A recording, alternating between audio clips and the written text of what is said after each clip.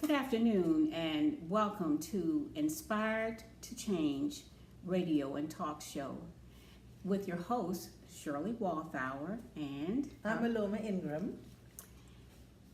we're so glad to have you this afternoon because we have much to share with you about the family. But we want to remind you that our purpose is to inspire, encourage, and promote change for excellence in our friends, families, and our children. And today's focus is again on the family, and we're talking about communication. And in that regard, we want to unpack the family. So our focus is on the values and principles in the home.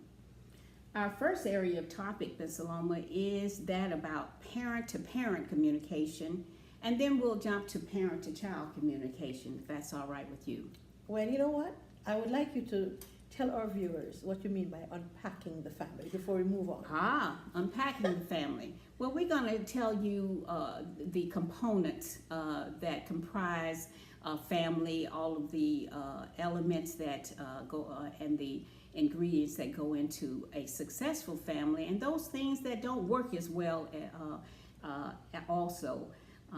So we're going to take this piece by piece about what the family is comprised of and where we would like to see the family go, because we want to remind you that we're striving towards excellence. So we want the family to strive And it's towards like excellence. it's like building the character of the family. Yes, exactly, exactly. So parent-to-parent communication is our first subject for today.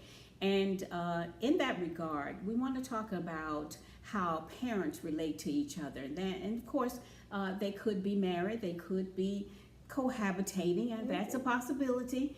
And then they may not live together at all. But what's important though is how they communicate with each other. Now, of course, we're concerned with how they communicate with each other when they are alone, but we also concerned about particularly about how they function in front of the children. Yes. After all, we've told you we're early childhood educators. Our background is psychology. So we're always interested in the children and how things affect them and the why of things. So, Aloma, give me some example. You've been married at least one time, and at least one time. Don't be fishing here with the wrong bait. Okay, at least one time she's been married. So give me an example of parent-to-parent communication that you can recall when you were married. When you all, I just say, for instance, if you had something that was intense that you all need to discuss, whether it was a bill, whether it was whatever it might have been. So how did that dynamics go? How did that? You know, I would take it to another way, another avenue. Okay. If one parent gives an order to the child, the other parent should not revoke it.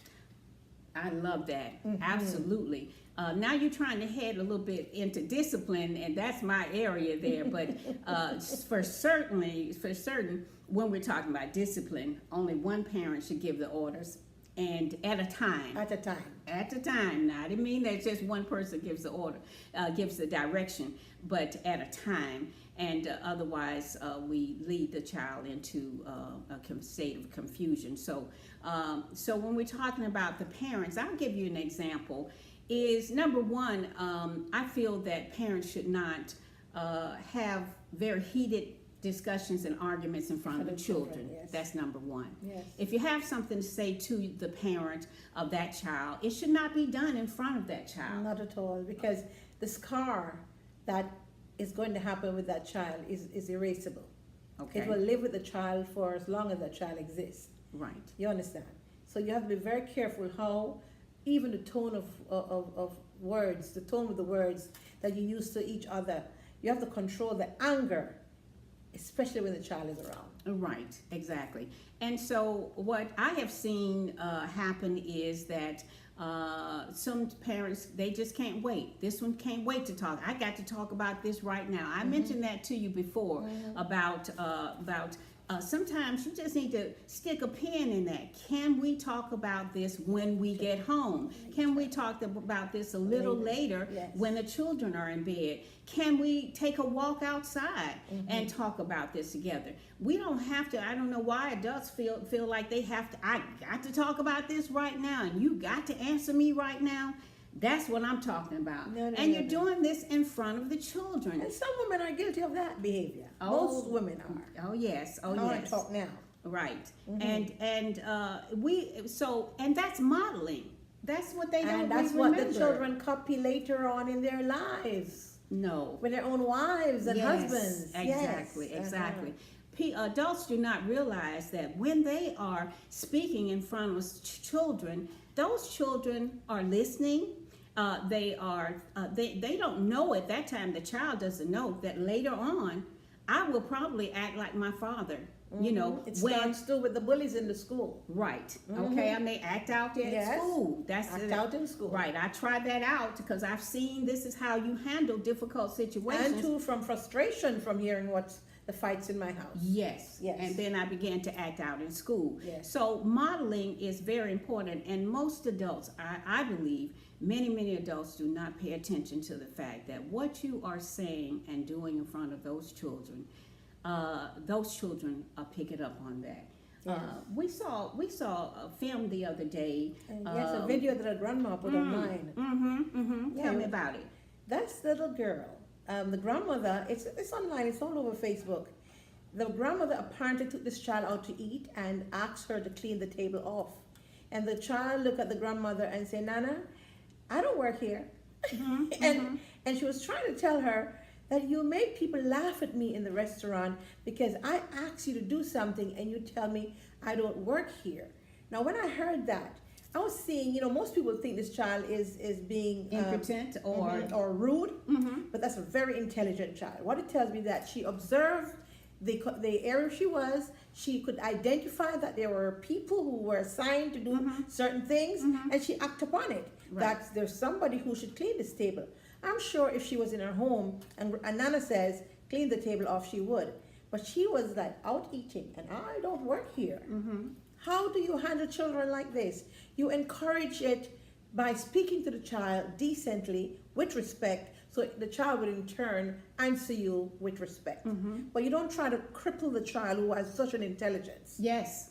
You exactly. see? She's not being disrespectful at all. And so at the end of the video, the child says, Nana, I don't have time for this. I ain't got time for that, sister. Okay? And so, but where did she get that from? Where did she get that language from? Huh? I ain't got time for that. She heard it somewhere. Okay, that's what we talking about, y'all. Okay, right? But is it wrong? Not necessarily. Basically, what she's saying, Nana, I have observed that there's someone who will clean this table. And you keep telling me this thing over and over again. You know what? This is a waste of time, Nana. That's what she's actually saying. Because we're not going anywhere because this child was standing her ground. Yes, she stood her I'm ground. in a restaurant and there are people to clean this table. Right, Nana. and some adults would feel that she was being disrespectful. Yeah, not at all. So our point that we're making is, parents and adults have to watch the abusive language they use, the degrading language, the condescending language that they use with children. And one thing that's really a thorn in my side is I hate for adults to talk at children. You talk with them. With them, not at them. And like this one that will go, I'm not your friend, I'm your parent. Right. Oh, don't go there with me. Okay. That parent, I'm not your friend, I'm your parent. And who said that they were mutually exclusive? Why can't I be that child's friend and the parent? There's a role that you play each time. Yes. If you don't become that child's friend, and let's stop real quick. So what does a friend do, Miss Saloma? A friend is your confidant. Okay.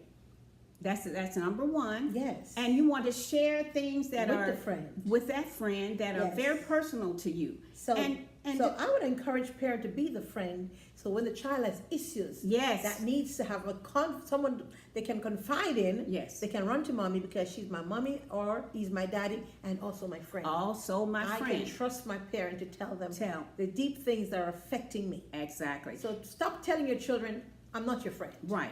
And they say, okay, well, Then I'll go find a friend. Then I'll go find someone to talk about this with, you know. And it might not be the best person or the Right. best choice. Exactly. And Yes. and this is the one thing I say too, Miss Saloma, is that if you don't listen to your child, if your child tries to talk to you more than once or twice, and you don't have time for that child, guess what's going to happen? Somebody's going to have time. Somebody else going to have time And to that listen child, to you. that person going to be the devil.